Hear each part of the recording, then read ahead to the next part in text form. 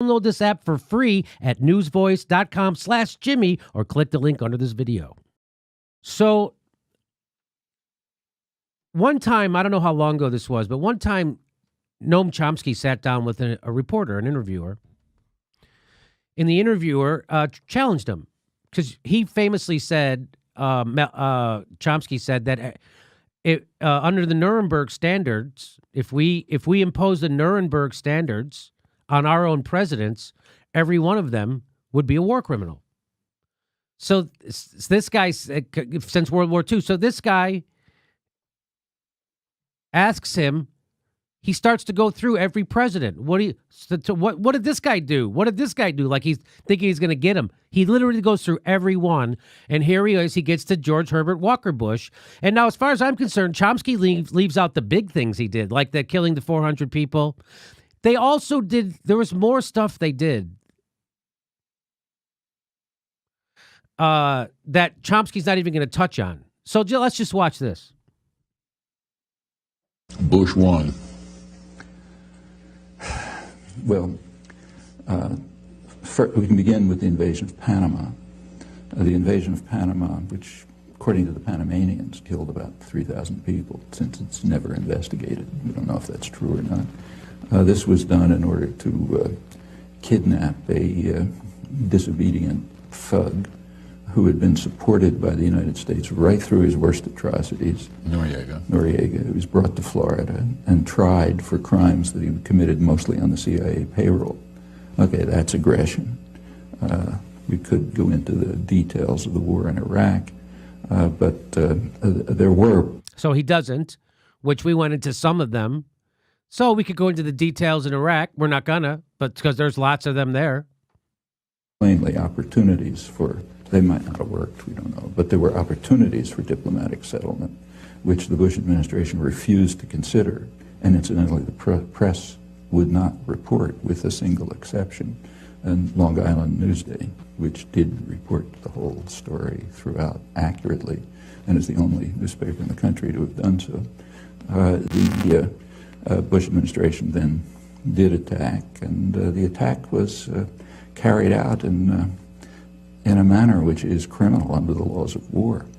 They attacked infrastructure. I mean, if you attack New York City and you destroy the electrical system, the power system, the sewage systems, and so on, that amounts to biological warfare, and that's the nature of the attack. Then came a sanctions regime, which it's mostly Clinton, but began with Bush, which is, by conservative estimates, killed hundreds of thousands of people, while strengthening Saddam Hussein. That takes us off to Clinton.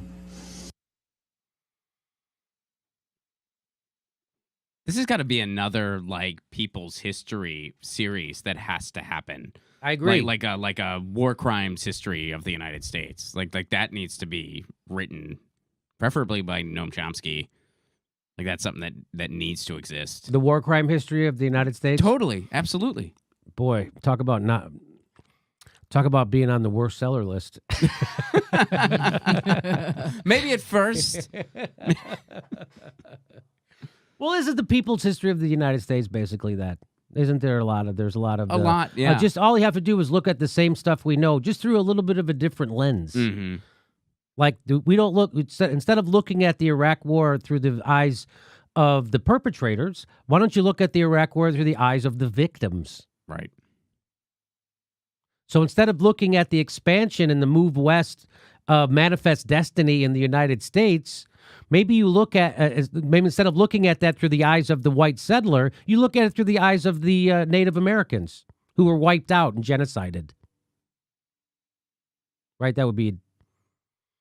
So there's your George Herbert Walker Bush, and anybody who's doing a whitewashing of him, you're no friend to the progressives. You're no friend to the truth. You're no friend to journalism. You're just another fucking puppet of propaganda.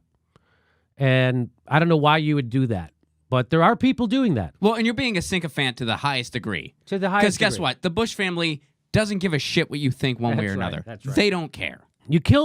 Everybody. So this hashtag resistance really gives a shit about Muslims being banned at an airport, but they don't give a fuck about a guy who actually just blew them up. There's a guy who just fucking attacked them, blew them up, didn't give a shit. That's okay? Yeah. Good thing he didn't ban him at the airport. Good thing.